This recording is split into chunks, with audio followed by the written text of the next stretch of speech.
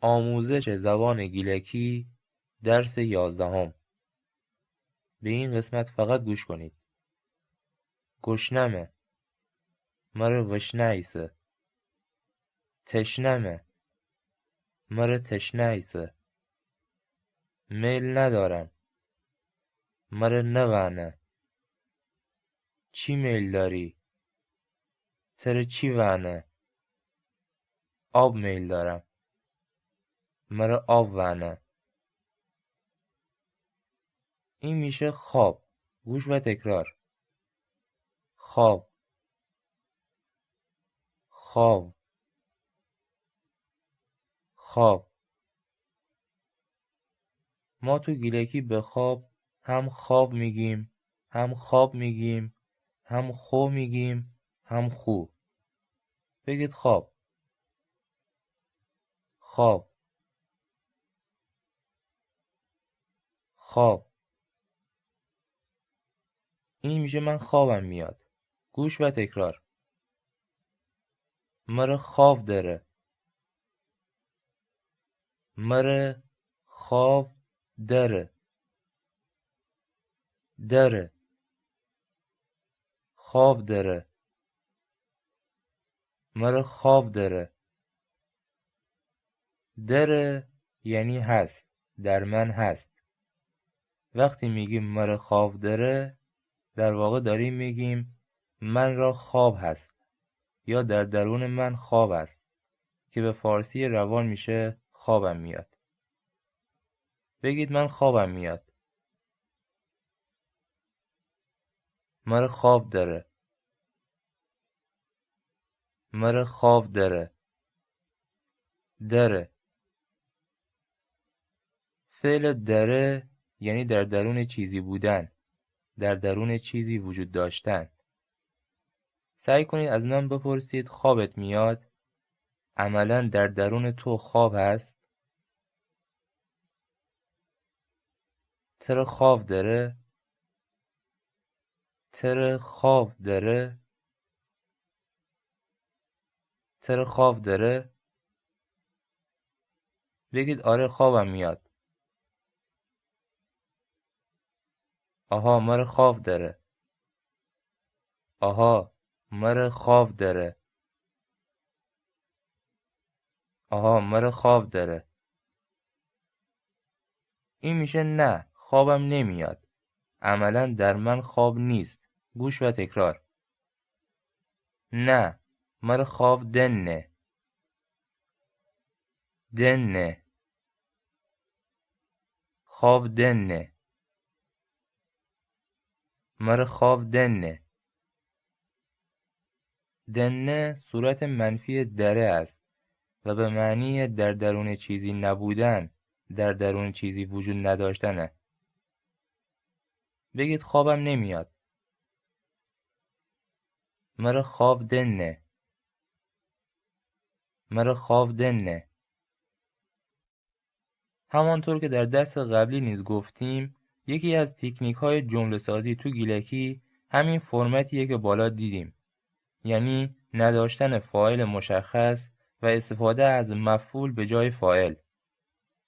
به این قسمت فقط گوش کنید. گشنمه، مره وشنیسه. تشنمه، مره تشنیسه. میل ندارم، مره نوانه. چی میل داری؟ تره چی وانه؟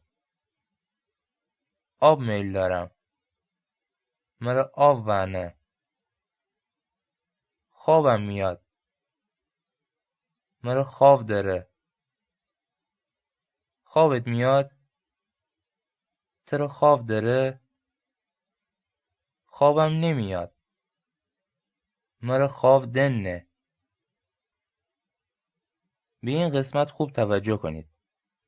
پیشتر در دروس قبلی گفته بودیم که فعل هیسه برای بیان وجود داشتن موجود جانداره و فعل نه برای بیان وجود داشتن غیر جاندار. حال فعل دره هم میتونه خطاب به موجودات جاندار بیاد و هم غیر جاندار. تنها تفاوتش با دوتای قبلی اینه که در فعل دره مفهوم درون چیزی در چیزی نهفته است. یعنی هر وقت قرار باشه بگیم که چیزی در درون چیز دیگری هست، از فعل دره استفاده میکنیم. بگید خوابم میاد. عملاً در درون من خواب است. مره خواب داره. مره خواب داره. بگید توی اتاق. اتاق من. اتاق من. بگید مادر توی اتاقه. مر اتاق منیسه.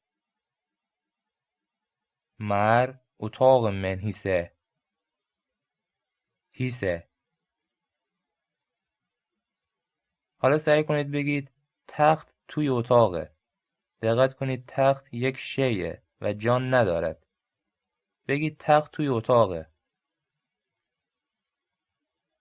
تخت اتاق من نه. تخت اتاق من نه. بگید توی اتاق. اتاق من. اتاق من. این میشه توی کتری. گوش و تکرار. کتری من. کتری من. این میشه توی کتری آب هست. گوش و تکرار. کتری من آب داره. کتری من آب داره. کتری من آب داره. دقت کنید اینجا دیگه نه از فعل هیسه استفاده شده و نه از فعل نه.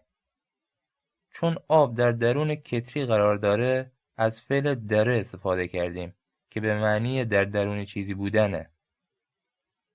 بگید توی کتری آبه. کتری من آب داره. کتری من آب داره. این میشه توی کتری چیه؟ گوش و تکرار. کتری من چی داره؟ چی داره؟ کتری من چی داره؟ چی داره یعنی چه چیز در درون آن است؟ بگی توی کتری چیه؟ کتری من چی داره؟ کتری من چی داره؟ این میشه توش آبه. گوش و تکرار. آب داره. آب داره. کتری من آب داره. پایان درس 11.